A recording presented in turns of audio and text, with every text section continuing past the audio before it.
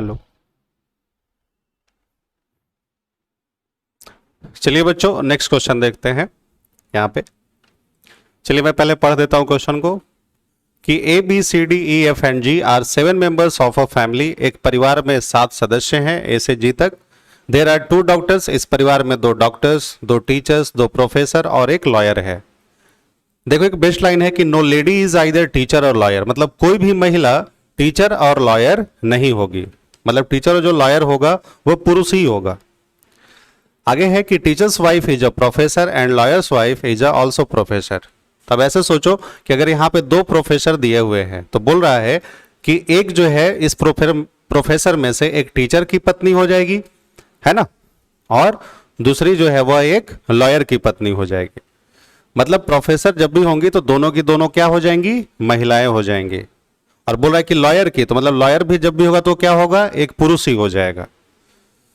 बात समझना, कैसे समझ में आया। बोला कि टीचर की जो पत्नी है वो प्रोफेसर, मतलब 2 प्रोफेसर हैं तो एक जो है वो टीचर की पत्नी है और एक जो है वो लॉयर की पत्नी है।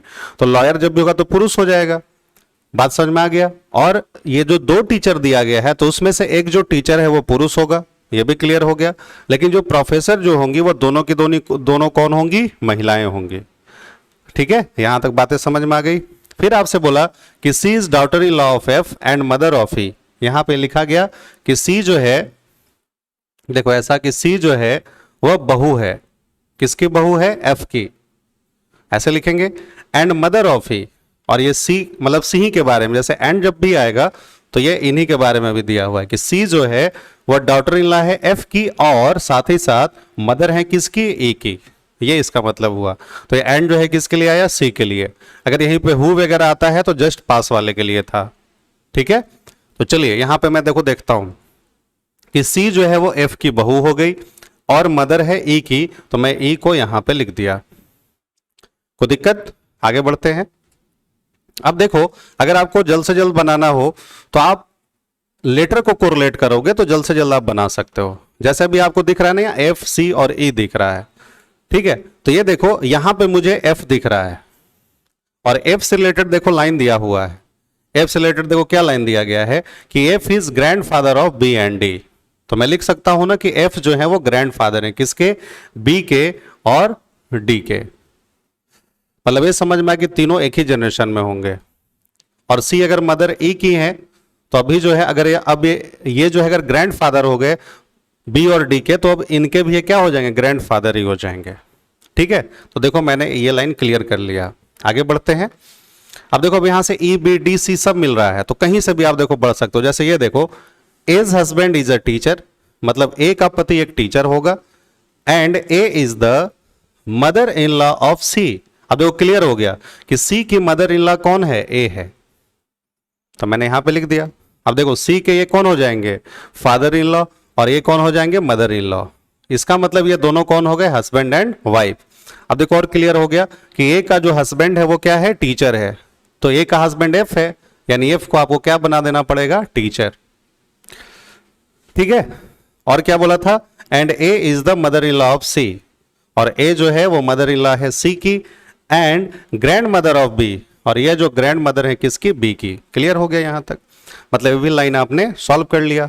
आगे बढ़ो कि बी एक डॉक्टर है, is son of G and E. मतलब देखो बी जो है, बी के बारे में क्या बोला, बी एक डॉक्टर है और यह सन है, किसका सन है, बोला है B a doctor is son of G and ई।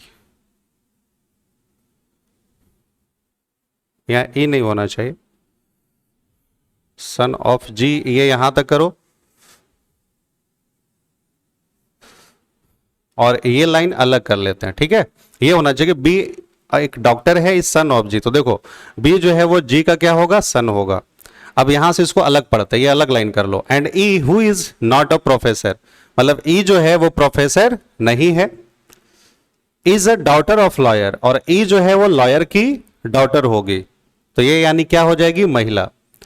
अब अगर लॉयर बोल दिया है तो लॉयर जब भी होगा तो क्या होगा, पुरुष होगा। तो ये बताओ कि लॉयर जब भी पुरुष होगा तो जी को ही तो लॉयर हमें बनाना पड़ेगा, और लॉयर की जो पत्नी हो जाएगी वो क्या हो जाएगी, प्रोफेसर हो जाएगी। ठीक है, अब बताओ, यहां भी बोला था कि टीचर की पत्नी भी क्या हो जाएगी, प्रोफेसर हो जाएगी। ठीक है, यहां पे बस ये कॉमा दे देना और ये लाइन अलग करना है। चलो आगे बढ़ते हैं। तो ये बातें आपको समझ में आ गई। अब अगर आपको इतना ही इंफॉर्मेशन पता है तो भी अब आप सेट कर सकते हो। देखो कैसे, ये बताओ, लॉयर मिल गए, दो प्रोफेसर मिल गए, ठीक है, और यहां पे देखो बोला है कि no lady is either teacher or lawyer. ठीक है, मतलब टीचर भी जब भी होगा तो दोनों के दोनों क्या होंगे, पुरुष ही होंगे। तो ये बताओ, यहां पे टीचर जो है वो एक ही आया है, मतलब एक टीचर बाकी है। ठीक, अच्छा, प्रोफेसर जो है वो दोनों आ गए और एक लॉयर आ गया, तो बचा क्या है, एक टीचर बचा है और एक डॉक्टर बचा है। तो ये बताओ कि यहां पे टीचर जब भी बनाएंगे तो हम पुरुष को ही बना सकते हैं, और हमारे पास देखो डी बचा है और ई बचा है, और इसमें भी ये मालूम है कि ई जब भी होगी तो महिला होगी। तो अगर ई महिला होगी तो डी को भी जो हमें क्या बनाना पड़ेगा, डी को हमें टीचर बनाना पड़ेगा, और ई को क्या बनाना पड़ेगा, ई को जो है वो